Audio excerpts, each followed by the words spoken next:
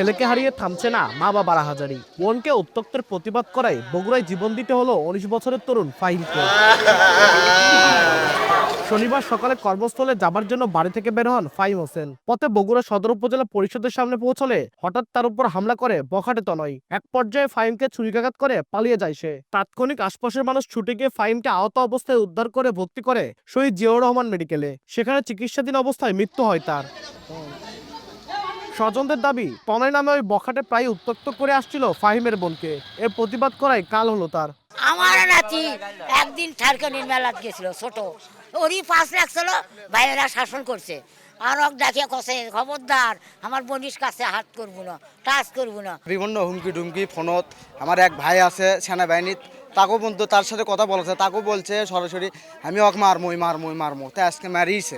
এর আগে আমাকে চাকু মারছিল, দেখেন এখানে এখনো হয়ে আছে। এদিকে ঘটনাস্থল পরিদর্শন করে পুলিশ জানিয়েছে হত্যাকাণ্ডে জড়িতদের ধরতে কাজ চলছে।